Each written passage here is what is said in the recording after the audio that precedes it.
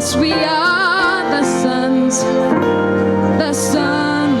God. Thank you, Jesus. Thank you, Jesus, for the blood applied. Thank you, Jesus. It has washed me white. Thank you, Jesus. You have saved my life, brought me from the darkness into your glorious light. Thank you, Lord. Thank you, Jesus, for the blood applied. Thank you, Lord. Thank you, Jesus. It has washed me white. Thank you, Jesus. You have saved my life, brought me from the darkness into glory. Thank you, Jesus. Thank you, Jesus, for the blood applied. Thank you, Jesus. Thank you, Jesus. It has washed me white. Thank you, Jesus. You have saved my life, brought me from the darkness into glorious light. You brought me from the darkness into glorious light. Siyatibongela kuwe. Brought me from the darkness into glorious. Only by your grace, oh God. Me from the dark. We are grateful, Lord. Only by your grace, oh God. Me from the dark into your glorious. We are grateful for the blood of Jesus. From the dark to your glorious. We are grateful for the blood. From the dark. We are grateful for the blood. We are grateful for the blood. From the dark to your glorious light. We are grateful. Brought me from the darkness into glorious light. Ngicela ukuthi sonke sithandaze, uthandaze na udibongele uNkulunkulu. Kafishane simane sibukisane nje ingcenye letsite embhalweni. Kunetinshwana lengicela ukuthi sikhumbutane tona. Sesivele sesihlabelele ingcikithi yalesita ukubuketa namuhla, kodwa nje kuba kahle lokuthi sibuke ukuthi embhalweni from the scriptures vele letinto tahamba kanjani. Ngicela ukuthi sikhumbutane ukuthi ekuhleleni kukaNkulunkulu abehlose ukuthi kube nesive lesitawubito ngekuthi sive sakhe uNkulunkulu. Uyicala kanje ke lendzaba. Nawufunda incwadi ya Genesis, the book of beginnings, Genesis, sahluko saka 12 kusokola verse 1 kuya 3. Ngidawucela simfunze yena. Simakadze wathi ku-Abrama, Phuma eveni lakini nasetihlotsheni takho nasemndenini wayihlo. Uye eveni lengitakukhombisa lona. Ngitakwenta ube sive lesikhulu ngikubusise. Ngente libito lakho libe likhulu, wena ube sibusiso. Ngitababusisa labakubusisako. Ngibacalekise labakucalekisako. Tive tonke temhlaba tiyawubusiswa ngawe. Nawufuna kucedzela kahle lendzaba yesivumelwano lesiyibita ngakuthi Abrahamic covenant, kufuna phinze uhlanganise na chapter 17 kusukela ku verse 1 wehle naye. La kulo verse 12 sithola uNkulunkulu akhuluma na Abrahama. Ekukhulumeni kwakhe na Abrahama, liBhayibheli aliveti ukuthi wamsukela ngani Abraham. Lisvetela nje sakhuluma naye kwekuthi akaphume eveni lakubo etihlotsheni nasemndenini wakhe ayi eveni le uNkulunkulu atamkhombisa lona. Ngule ngcenye lesisebenzisako nasithi uNkulunkulu wakhe sivumelwano na Abrahama kwekuthi akaphume eveni lakhe. Naso ufunza ke chapter 17, so uveta chapter 17 kwekuthi lesifakazelo lesiciniseko salesivumelwane uNkulunkulu wathi akube neliphawu lakatalwenda ke Abrahama nabo bonke besilisa kuhlonipha lesivumelwano kwaba kusokwa lokho. Leke uNkulunkulu uthi akube luphawu lwalesivumelwano. Ngiko nje nawufunza liBhayibheli emaJuda ayakucinisekisa kwekuthi usokile noma ukwasoki nawesilisa ngoba kusukela lesivumelwano le Abrahama abanaso naNkulunkulu kwaba luphawu ke lwakhona. Tera babe wa Abrahama uyaphuma ke na Abrahama uyaphuma na Sara umkakhe kanye nemnakabo Loti bayaphuma ke baya eveni leNkulunkulu atabaniketa lona ngoba uNkulunkulu athi wakha lesivumelwano. Number 2, sekuhambile isikhathi lesidze Abrahama waba nendvodzana Ishmael through Hagar. Siyathi uthi Hagar bekathi asigcili akazange Ishmael abe yindvodzana yesithembiso kodwa indvodzana yesithembiso beyitawuchamuka through Sarah. Wabutalwa ke Isaka indzaba siyayati kwaba yindvodzana yesithembiso. Uma asatelwe Isaya uyakhula uthatha umfati Rebecca bathola amadvodzana lamabili Esau kanye na Jacob. Sitaphele simthinze Esau nase siya ngasekugcineni. Jacob uyakhula uthatha abafati naye nase abuya atawuhlangana na Esau umnakabo. He wrestled with God. Ligama lakhe lashintshwa kwathiwa nguIsrayeli. Emadvodzana akhe ngulaqhamuka khona ke the 12 tribes of Israel. Kula madvodzana kaJakobe ligama lakhe kwatshintshwa kwathiwa nguIsrayeli. Ngulapho ke seqhamuka ke lesive sakaIsrayeli njengoba sisati namuhla. Let's go back. Uma asashonile Sarai at the time, liBhayibheli lithi Abrahama wachubeka wathatha umfati Ketura. Ketura wamdalela emadvodzana lasithupha 6. Le kula madvodzana kwaba nebantfana netitukulwana. So labantfana ba Abrahama njalo. Now labanye babo nguletinye taletive le na Israeli abelwa at the time bokhanza ukuthi ulwa nabo. Labanye babo kwaba ngemaMidian lapho khona Moses wagcina thatha umfati from the Midianites. Baqalela baqhamuka entalelwaneni ya Abraham.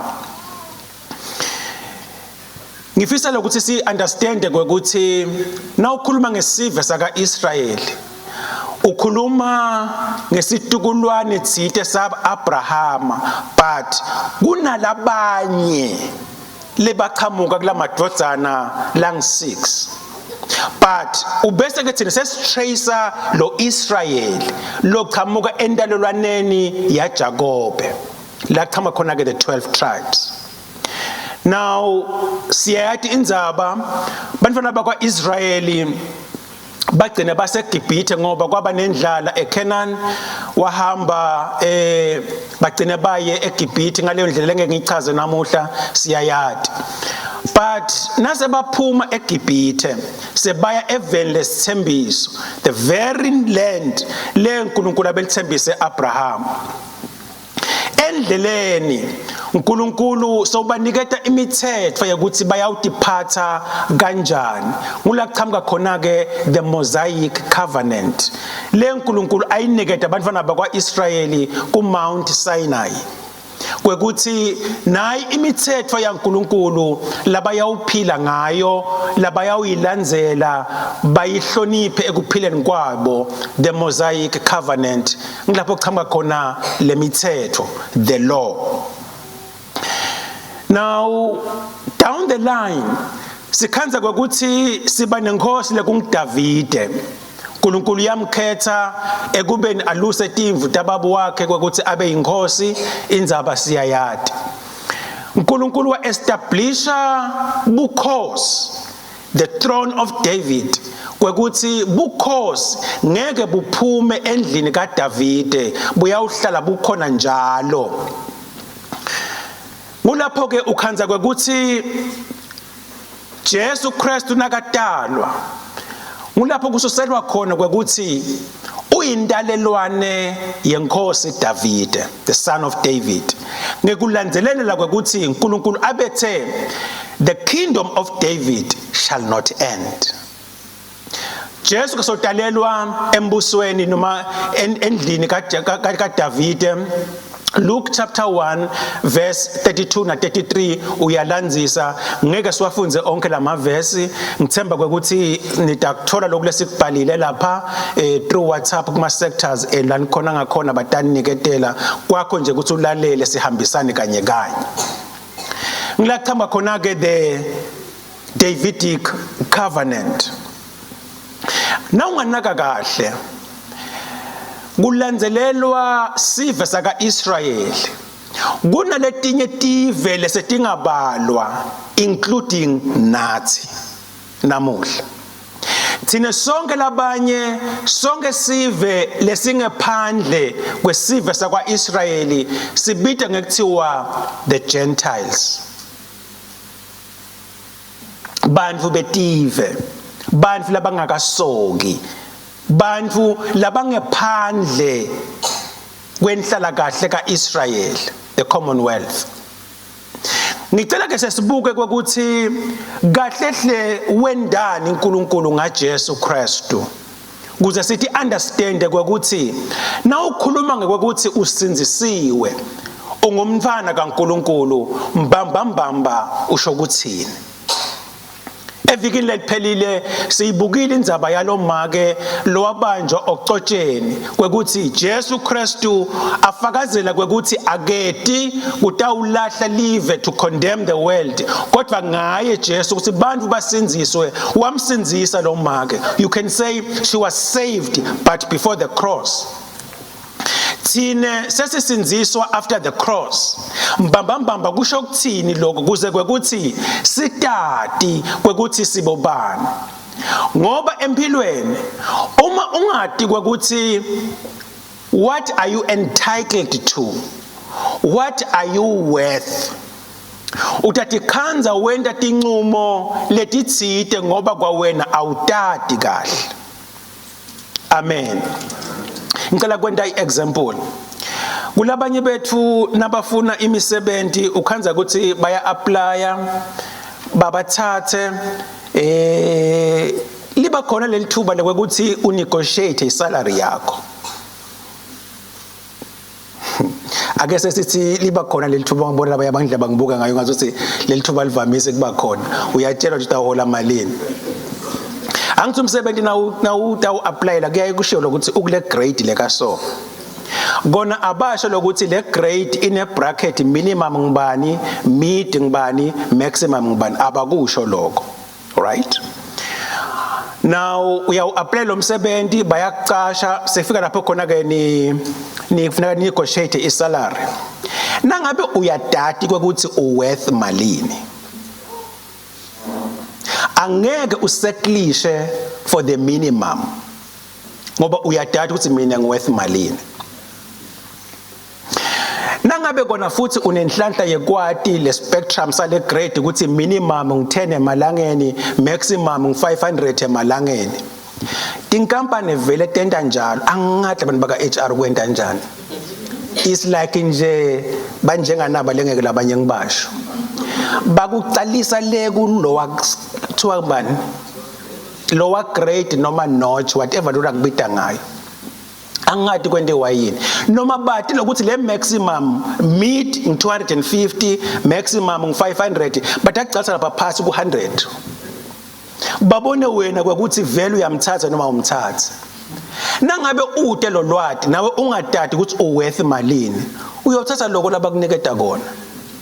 Kodwa nawati ukuthi cha phela le lithuba lemsebenzi maximum wakhona ngi500, but asinabathi 100 uthi cha sicela manje niyohlangana nakusesela angikhoni, ngoba uyathi nawe ukuthi uworth malini. Kufanana nebantu labangema artisans, nangabe uyathi ukuthi urate malini ngel hour, bese lo munye uthi uyakucasha mhlawumbe urate 200 rand ngel hour, bese omunye uyacasha athi ngidakubhadala 50 rand ngel hour, uvele uthi ngathi ngeke ngikhone, because uyadati le worth yakho ukuthi uworth malini. Ingathi labanye bangibuka ngeke ba worried nje. Hayi man bazalwane, ningangithusi kakhulu. Lokho lengushoko it's important. Lemsebentini ngesikhathi siyaba nemhlangano, I had to last time ngoze ngeda sekumadima, I had to fly from PE ngehle ngidrive ngitelana ngafika la nebusuku, but nase sihlangene le kulomhlangano lebesinawo. Now we had to make sure ukuthi isikhathi siyayisibamba ngoba nangoba because labantu laba namhlanje bahola malini, inengi le mali espendwa kubahleli labantu kufuna basheshe nicethe lo mhlaba baphuma bayosebenta ngoba le nkampani ayisime ngoba nilana into lemihlangano isemana niphuma niyosebenza kungena kwemali.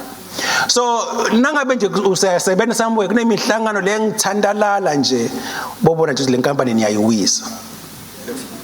But my point is kufuneka utati ukuthi uworth what, nala ekholweni kufuneka utati ukuthi nawuthi usinzisiwe uyadi usivele kwendekani mbambambamba. It's very very important. Ngicela ke sifunze encwadini yabaseFesu chapter 2, sifunze khona verse 11 kuya 13. Indzaba siva ngaPaula. Paula siyathi ukuthi nofunza Acts chapter 9 na ahlangana na Jesu uyathola lokuthi yena umiselwe ukuthi abe ngumpostoli kubantu betive, the apostles to the Gentiles, labantu labangaphandle of these covenants letivumelwano lesentikhulumi lesentishito. Ngicela usifunzele.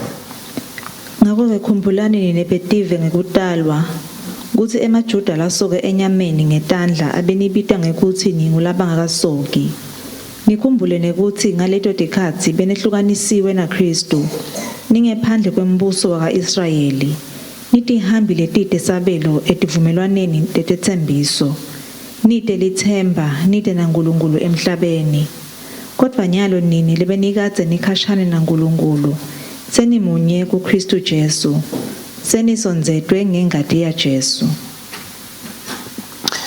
Lana Paula kulabazalwane baseFesu ugcizelela lendzaba ukuthi benikadze nikudze naNkulunkulu, nikhashane kakhulu, ningenaNkulunkulu, ningenathemba, kodwa manje nyalo nini lebenikadze nikhashane senendiwe nabamunye ngaKristu Jesu, senisonzetwe ngengadi yaJesu Kristu. kusho ukuthi thine lebekade sibandvu betive sikhashane nembuso webantfwana bakwa-Israyeli singenalungelo in the promises of Israel, sesiyendiwa nyalo ngengati ya Jesu Kristu kwekuthi nathi sibe munye nabo. Amen. Now so uyabona lokuthi na uthi usinzisiwe usho kwekuthi usuka le ekubeni ngumuntu wetive le khashana ngengati ya Jesu wendiwe ube yingcenye yebantfwana bakaNkulunkulu. Ngicela sifunze Ephesians chapter 3 verse 6. Imfihlakalo ngilokuthi betive nabo sebatindlalifa kanye nathi nekuthi sebangumtimba munye kanye nathi futhi sebabahlanganyeli besethembiso kanye nathi kuJesu Kristu ngelivangeli. Paula uthi lenzaba yekuthi betive sebanenhlanganyelo bekade ifihlakele kodwa nyalo seyembulelekile kuye ngemusa waNkulunkulu kwekuthi bantfu betive tonke letive netindalelwane ngiyakhumbula mos ukuthi usuka Ur of the Chaldeans, today's language is Iraq, lapho asuka khona Abrahama nakaya eCanaan ushiya abantu khona ushiya tive uyafika le Loti uba nebantfana bakhe nesive sakhe the Moabites nalabanye tive natoleto bantfana baketura mathosalang 6 abaneti nebantfana kuphuma tive nalapho bonke labo were classified as Gentiles ngoba they were outside the covenant. So ke uma asathi ke Jesu nini lebe nikutse sewuthi nobe ngabe ungubani ukuphi nawe sewunenhlanganyelo uma uta wemukela Jesu ingati yakhe ikuhlanta sewuba nenhlanganyelo. Uthi ke Paula, this is the mystery, lena imfihlakalo. Ngicela kuthinze naku ke bazalwana 3 things. Kwaqala uthi lemfihlakalo ngiloke ukuthi bantu betive sebatindlalifa. Number 2, sebange malungu emtimba. 3, sebanenhlanganyelo esethembisweni sika Jesu Kristu. Lokuthi sesinenhlanganyelo, we are now heirs. Uyati siyathi mos indlalifa bazalwana. Akusibo bonke abantu lababadindlalifa emindenini. Kuba ngilabo lokhanza ukuthi mhlambe wesilisa uwatalwa kuqala bese kuthiwa nguye indlalifa noma ke ngaleyo ndlela leyo lenenda ngayo emindenini yakini ngetincobo dakini. But akwendeki ukuthi tibe indlalifa letinyenti. Kuthiwa nje kunendlalifa. So ngabona ukuthi Jesu usithathe ekubeni bantu betive wasenda sabatindlalifa embusweni waNkulunkulu. Not just indlalifa kuphela nje kodwa indlalifa kanye naye. Lokusho kwakuthi konke uNkulunkulu lawehlelile kusukela umhlaba wasekelwa akulungiselele indvodzana yakhe lenguJesu Kristu, nathi sesinenhlanganyelo kuloko ngoba we are joined as with Christ. Amen. Nangabe ke ungathi lokuthi sewuyindlalifa yasezulwini utawukhanza lesikhathi kwekuthi utiphatha ngaleyo ndlela ngoba awutati kahle ukuthi ungubani. Kodwa na utati ukuthi ungubani. Bantu labatatiko ubabona bahamba nje cha uyadadi ke lo. Umbona ngegcoka kwakhe cha uyadadi ke lo. Uva namakhuluma ukuthi hey waze wadada umuntu. Noma ngabe udadi kabi but nje uyadadi yena. lokuthi utati kabi kwakho but yena nje uyadadi ukuthi ngibani. So ke uma nathi sidadi ukuthi sibobani embusweni waNkulunkulu, utawukhanza ukuthi kunetinto lesingeke sisadenda ngoba siyadada sibobani. Kunetindzawo lesesingeke sadihamba ngoba siyadada ukuthi sibobani. Kunekundlela yekukhuluma lesesingeke sisabalelwa kuyo ngoba siyadada ukuthi thina sibobani. Live lesikilo lisikhungatha ngetinto letinyenti, kodwa thina kufuneka sidadi ukuthi cha lokhu akusesiko kubantwana basekhaya. Lokhu akusesiko kubantwana basekhaya ezulwini, angisabalelwa kuko. Lokunye lokusibambelelako bazalwane ngulokuthi sesendiwe tindlalifa bese sesibehavior like children. Mhlambe vele ngene kuyo lenzaba yekubabantwana noma ngitabe ngiyibona. Nawufunza incwadi yabaseGalatia chapter 4 verse 4 kuya ku7, Gentiles being heirs. LiBhayibheli lithi lapho lokuthi sidindlalifa is not by birthright kuthi satalelwa khona, but kwendiwa, that is adoption, lokuthi ube yindlalifa kanye na Kristu. Incwadi yabaseGalatia ke seyiletha lomunye umqondo lothi ke nangabe indlalifa iseseyincane by age or maturity, kuba khona labadzala laba bese babuka lelifa ngoba lo usesemncane, usengakakhuli.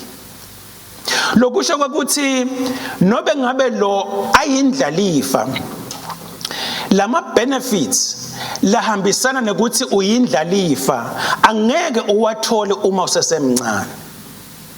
Kubita ukuthi ukhule uze ube matured bese sebakuniketa lamagunya ukuthi cha letinto vele sethi ngabuya esandleni sakho so utawukhona ukuthi phatha utisebenzise. Nathi nje sibatali noma nawe ngumntwana unebatali nobe ngabe la khaya kini kukhona labakakuniketa kona lo ngathi mhlambe kuyindlalifa kusabelo thite sakho noma nje into lethite angeke bakunike nangabe usesemncane, you are not ready for that. Batawumela ukuthi ukukhula khulu ufike esigabeni labatawubona bona ukuthi cha ngathi sowulungalungele bese bayacala ukukuniketa noma ngabe bakuniketa inkomo so utawukwathi ukuthi cha yakho le, but nafuna utawujutshelwa utatijubela tonke. Ngeke bese ujubela le yakho kuphela uthi ngoba yami le laba batawubona tabo ngoba that is immaturity. Utatijubela tonke. Now ngila sifike kwanza khona ukuthi siyasilela ezibazalwane letinto uNkulunkulu akasilungisele tona. Lokunisa isikhathi ukungazi asikhona ukuthi nambitha sibe nato tibe ngetethu. Mina bengathi mhlambe ake sesibuke ukuthi are we matured enough yini to have ownership, to take authority, ukuthi sitiphathe sitisebenzise. Let's test our maturity. Lomunye nakabhalako uthi inheritance kuba ngule prearranged blessing to be released at a specific time of maturity. The prearranged blessing letawuthi nasekufika isikhathi lesithite sematurity bese uyayithola. Mina nawe lokusho ukuthi asikhuthalele ukuthi sifike etigabeni ukuthi sikhule enkosini ekumatini Kristu kuze ukuthi nangabe kunengcenye lethite lekumele siyithole sisesengala emhlabeni kubabe wethu uNkulunkulu siyithole. Lokunye nangabe siyakuthola sesingale kulungile nako siyawufika futhi sikuthole ngoba sesitindlalifa kanye naNkulunkulu. Sengishito ukuthi as tindlalifa let us be careful kwekuthi sitiphatha kanjani. nitawathola lama notes. I have said kuloko, let us be careful of the seeds that we sow. Ngekukhuluma kwethu, ngekwenta kwethu, nangekucabanga kwethu. Ngoba letindlu lotikhulumako tinemthelela tsite kwekuthi uyahlanyela kafishane. Kubita ukuthi ucabange ukuthi njengendlalifa lese ukusho setiyenteka phela letindlu. Ngoba sokukhuluma kwemuntu lone authority. Kufuneka sicaphele ke bazalwane. Ngicela ukuchubekela embili kwekuthi ezindlalifa kunetindvo letitakwembuleka ngekhamba kwesikhathi. Letinye tato utawukhanza kwekuthi besingadeserve nanekuthi singabalelwa kuto. Encwadzini yesambulo chapter 3 verse 21 ngiyabekisa nje kuloko. Lithi iBhayibheli, to the one who conquers lonqobako I will grant to sit with me on my throne. Ngiyawumniketa kwekuthi ahlale nami esihlalweni sami sebukhosi ngoba nami ngancoba ngahlala kanye nababe. Ncwadi yabaseKorinte bekucala chapter 6 verse 2 uthi, Anati, do you not know that the saints will judge the world? Anati yini kwekuthi labalungile baNkulunkulu bayawahlulela umhlaba. Timothy chapter 2 verse 12 uthi, if we endure with him we will also reign with him.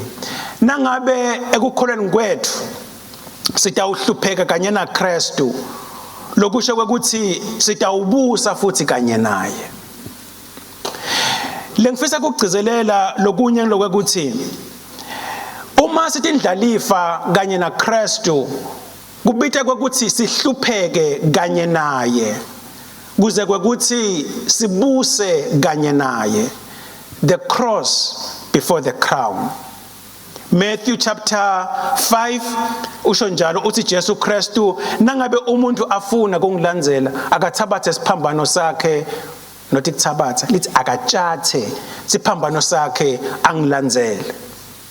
Ngulokunye mhlambe lesingakugcizelele amabandleni lokuthi we do suffer noma singema heirs because we are suffering with Christ, but kubite kwekuthi sisufarishe but we conquer, then sitawubusa kanye na Kristu. Ngitakuthinta senge ngasekugcineni kwekuthi how can we do that? As bantu betive sesendiwe tindlalifa telizulu. Lengicela ukukuthinta lokunye lokuthi we are now members of the body, the church. Members. Itolo bekade si bantu betive kodwa nyalo we are members of the body. Siyathi ukuthi kuba nemicimbi ithite kulesinye isikhathi bese sekuthiwa labo labamenyiwe abete batawuhlala etafuleni lelithite lelikhethekile.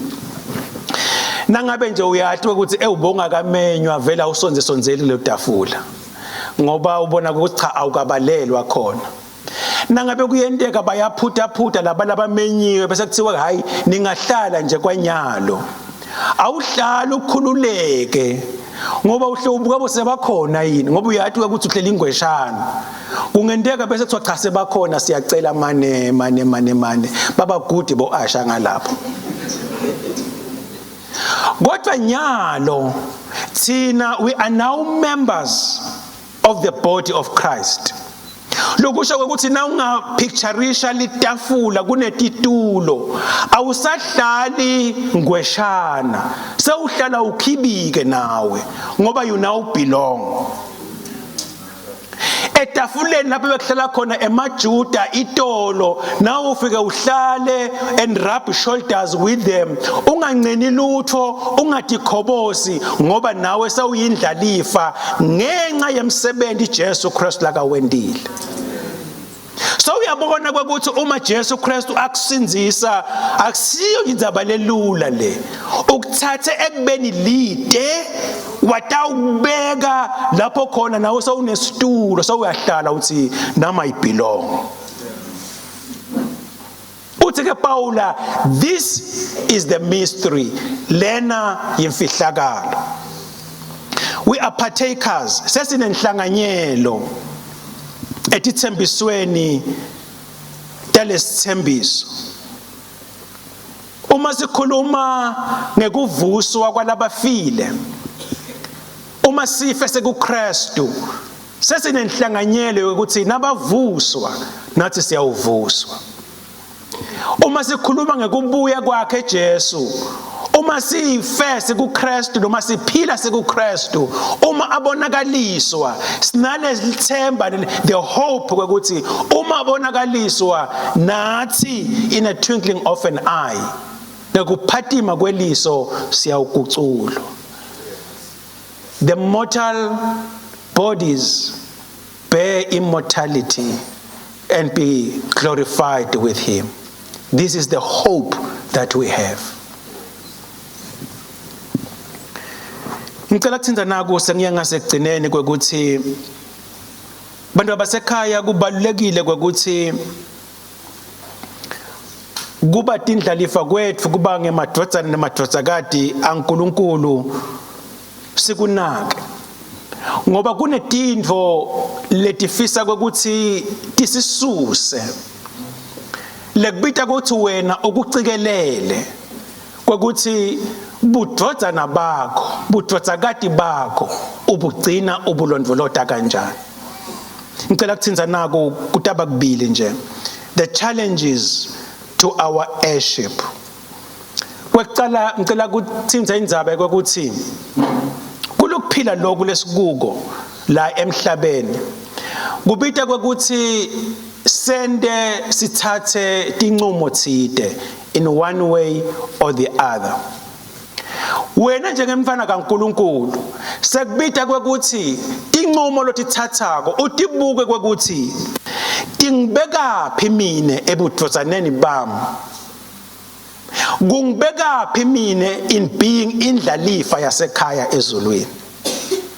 Nangabe lesinqumo lekumele ngisithathe sitangicompromise, then ifuna usibuke ngalamanye emehlo.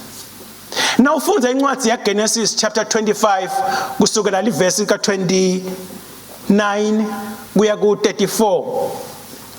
Ngeke sifunze, ngicela nikunake nje. Sikhanza Esau, sakhumbula xa nisikhulume ngaJakobe, yena ke ngiEsau. Esau yena abe noma bebekade bangemawele but waphuma kucala. Lokusho kwekuthi bundlalifa kulelikhaya laka Isaka bebukuye Esau njengemuntu lowatalwa kucala. The birthright was his. Jakobe yena ngoba waphuma muva, yena abete sabelo kulokuba yindlalifa. Lithi ke iBhayibheli Esau abekade kungumuntu lodingelako, abemthanza ke Isaka ngoba bekathi adingela tilwane abuye ekhaya kudliwe. Lithi ke iBhayibheli kula mavesi lawa wabuye ngalelenye ilanga adziniwe alambile. Nakafika lakhaya wakhanza ukuthi umnakabo Jakobe uphekile, so uthi ke akamuphe kudla. Jakobe being umuntu lonebucilithite, so uthi hayi ngithengisele butibulo bakho ngidakuniketa kudla mina. Uthi ke Esau, butibulo bami butangisita ngani ngoba sengiyafa nyalo, I am dying. Uyayibona Jakobe lenzaba le, uthi hayi funga mnakethu, funga ukuthi uyanginiketa butibulo bakho nanguniketa kudla. Yahamba lapho indzaba, wafunga Esau, wamniketa Jakobe, waniketa umnakabo. Lithi iBhayibheli wamniketa singwa and a stew of lentils. Ma lentils ahlaba mhlophe, lamanye ahlaba bovana, but lawa from the scriptures swabeka bovana. Now wadla Esau. Lithi iBhayibheli wadla, wanatha, wasukuma, wahamba indlela yakhe. walahlekelwa butibulo bakhe ngenxa yokuthi athi ngilambile ngitsiniwe kutangisita ngani lokho ngoba ngiyafa nyalo. Qaphela tinqumo lutatithatha la ekuphileni kwekuthi ngeke inti kuphuce butibulo bakho kuNkulunkulu. Angeke yini tikwente ulahlekelwe budvodzana nebudvodzakati bakho embusweni waNkulunkulu. Ngoba I will assure you, it's not a matter of if, but it's a matter of when you have to make a decision for yourself. La utawuva khona ukuthi manje I'm between things, funa ngende sinqumo thide. Kwami namuhla kwekuthi mvana sekhaya caphela ngoba sitakuvalela ekhoneni kube kungazuthi kuyaphela ngawe nawe ubone lendlela letabe ivetwa sitha kungazuthi ngiyona yona. The hungers of this world, the thirstiness of this world, your unmet expectations kungaba ngilokunye lokwenda uthi hayi angiyiboni mina lendlela yekukholwa ngathi nginako ukutangisebentela mina ulahlekelwe butibulo bakho. Number 2, John the Baptist. LiBhayibheli lithi uma Mary kufika ingelosi ikhuluma naye Mary kwekuthi utawukhulelwa indzaba siyayati. Emva kwaloko wasuka Mary waya kucousin yakhe kumzala wakhe Elizabeth labehlala in the countryside eJuda. Nakaya khona ukhanza kwekuthi Elizabeth so 6 months pregnant nga John the Baptist. Ngeke si complicate isingene what my scholars are saying about John inside the womb of Elizabeth, but lengifisa ukuthinza ngokuthi little Bible wathi nakafika Mary ambingelela Elizabeth. Uma Elizabeth ever leave la Mary, little Bible lomvana lubekathi alange khathi kwakhe Elizabeth leaped noma wakhahlela ngisebenzisa igama lesilitayele. Now lokusho kwakuthi John asaseswini samakwakhe could sense because there is someone greater than I. There is someone greater than I. He leaped. Now go to John chapter 1 verse 28, 29 uchubeke.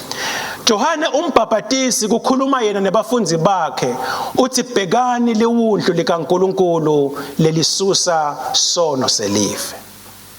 Kukhuluma yena manje Johane. Ngoba so baphendvulile baFarisi and the scribes babhali kwekuthi no, I am not the Messiah, angisuye Messiah, mina nje I'm the voice ngiliphimbo lakhe kwekuthi lungisani indlela yenkosi, angisuye. Ngoba I am not even worth ukucatulula the laces of his shoe, angisiworth ukucakulula tincabulo takhe. Ngafishane ngisho ukuthi bazalwane abemati kahle embuleleke kahle kwekuthi Jesu Kristu ongubani, John the Baptist. Now LiBhayibheli lithi Luke chapter 7 kwenteka kwekuthi John the Baptist aboshwe. Ekuboshweni kwakhe LiBhayibheli lithi wabita disciples akhe wawathumela kuJesu ukuthi ayawumbudela. Ngicela silifunze le verse bazalwane. Chapter 7 Luke verse 19. Babathumela enkosini kuyawubuta ukuthi unguye yini lona lofanele kufika noma kusafanele silinzele lomunye. Nakhona tindlu letingitsinza kwempilweni is this life of John. I like reading the book of John and looking at who he was konke labekwenda, but nangifika la always my spirit sings. John lokwatha seseswini sikanina leaped uma adiva ukuthi I am in the presence of someone greater than I. wafakaza ngemlomo wakhe ukuthi lo uliwundlu likaNkuluNkulu lelisusa sono selive. But move uma asasejele tintfo tingamhambeli kahle in difficult times. He was hoping ukuthi Jesu Kristu utamkhulula. Njengoba sikhumbula ukuthi utawukhulula lababoshiwe. Ngisakhumbula leyo ncenya leyo yembhalo. So John abethemba naye ukuthi nami utangikhulula.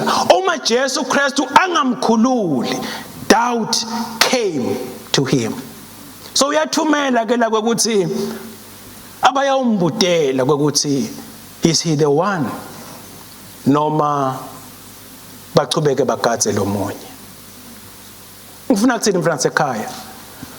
Uma tintfo tingakhambeli kahle, uma udiva ukuthi bowethemba by now ukuthi Jesu ngabe sokwendile lokhu nalokhu empilweni yakho, kodwa kube kungazuthi sola kugendeke kuwe, never ever doubt Jesus who he is. Uyamphendula Jesu through the messengers. Ufike nje uthi Jesu hambani nimtshele ukuthi timbumbuthe setiyabona. Labathi uhulu sebayeva. Jesu abekade ukuthi Johane knows who is mandated by God to do that. He knew ukuthi it will hit him directly ukuthi this is only done by the Messiah. There is no one else who is still going to come. Bana sekhaya, ungalahlekelwa budvodzana bakho, butibulo bakho ngoba usendzaweni la utiva khona ukuthi the odds are tough. It's tough. Ungalahlekelwa budvodzana bakho nebudvodzakati bakho kuNkulunkulu uma nangabe lobo ukwethembile ukuthi by now ngabe uNkulunkulu okwendile lokhu nalokhu nalokhu. Uthi Jesu, blessed are those who will not be offended by me. Tintfo letisitha lesingatisebentisa kwekuthi tisisuse kuNkulunkulu. Ngicela i-praise team ite ngaphambili sitawu thandaza. Sesibonile kafishane ukuthi bantu abasekhaya besikutse, we were far, we were foreigners. Kodwa ngaJesu Kristu ngengati yakhe sasinziswa, sendiwa emadvodzane nemadvodzakati, sendiwa sabatindlalifa tasezulwini. Kwethu kwekuthi siphile njengetindlalifa, sikhulumise kwetindlalifa, sihambise kwetindlalifa, siqaphele ukuthi bundlalifa bethu sibugcina kanjani ukuthi bungasilahlekeli. The decisions letinqumo lotithathako on a day-to-day basis tibuke kwekuthi tikubekaphi ebudvodzaneni bakho naNkulunkulu. Lesimo lokuso usibuke ukuthi ngiyasiva kodwa siyangibinjetela bo, but bambelela mfana sekhaya. Nesiqiniseko mina sekuthi locela umsebenzi kuwe. Nobe ngabe kungazuthi kulesi isikhathi sowuthatha lici kwekuthi akuhambele, but hold on, akusengakanani. Ngicela sisukume sihlabelele.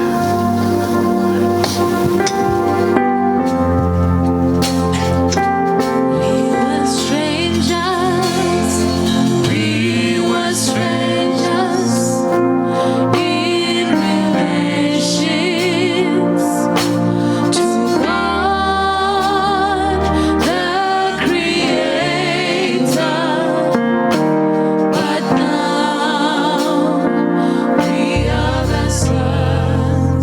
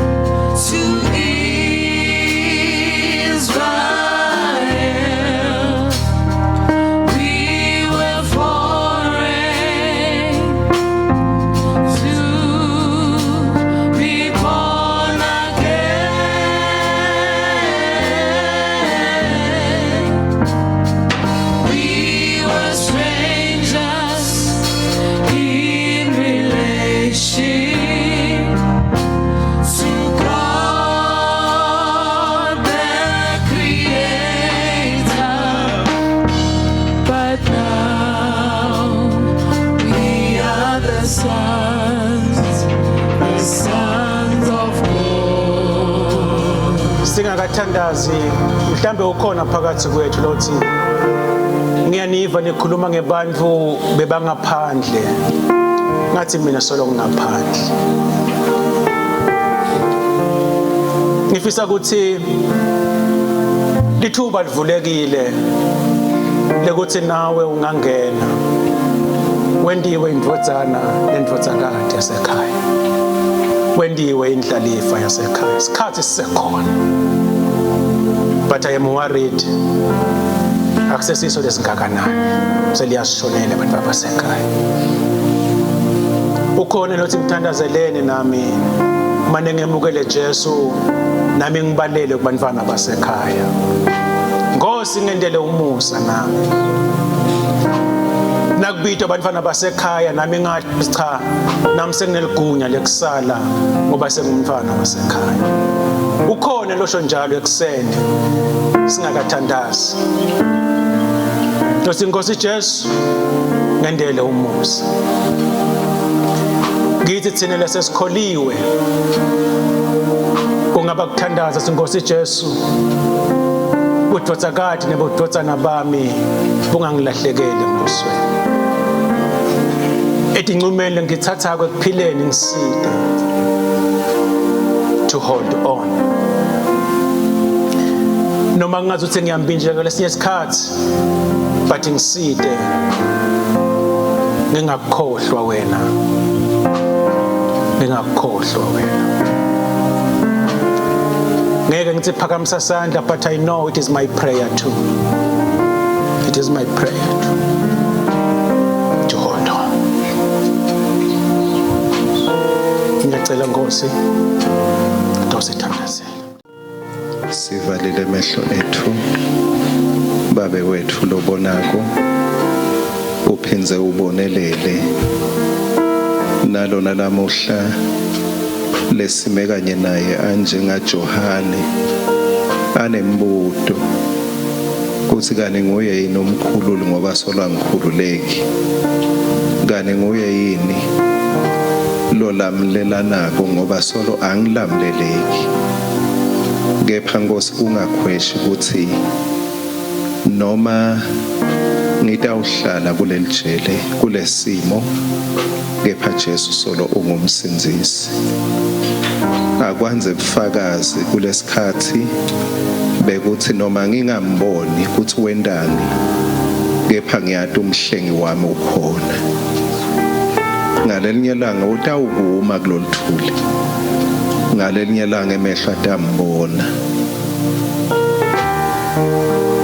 Ushito ke lomunye athi yahlabelela, teach me Lord to wait, because they that wait upon the Lord shall renew their strength. Akubuye amandla lamasha Nkosi buleto dimo la kungazuthi akusahlaleki khona, buleto dimo lengathi akusaphileki. Emandla ukuthi I will keep on holding on until he comes. At the right time he will come. Nakuloyo Nkosi lothi nyawo ngethwale ngitibuyise ngihlanganyele nami ngibalelwe kulabo lamuhla labangemadvodzana nemadvodzakade kaNkulunkulu nama ngibe ngilobalelwa kuwo. Thank you Lord for honoring that decision. Moya lo ngcwele la lethi conviction khona ngesono bese uletha liqiniso ukuthi ngiJesu umsinzisi. Lapho Nkosi kuleyo nhliziyo sithi may you be honored netinyathelo letawuthathwa enikhathele nalenisindwako ngiyawuniphumuda. Help us to walk as your sons with an inheritance. Sihambe kulomhlaba with confidence, knowing that you are our brother. Sibahlanganyele kulelifa luthumo nemandla nebukhosi akube kuwe ekuhambeni kwethu nalamuhla ebutheni beliviki. Sibusiso sakho Nkosi kubantwana bakho ngamunye ngamunye kusukela kulomncane wethu kuya kulomdzala, to live under the shade of your blessing. ngenxa yaJesu lo sende safaneleka. Bese Nkosi unaka ingceku yakho lo sebentile ngaye waletha livi lakho, wasikhuthata, wasekhuta, wasifundzisa, wasecwayisa.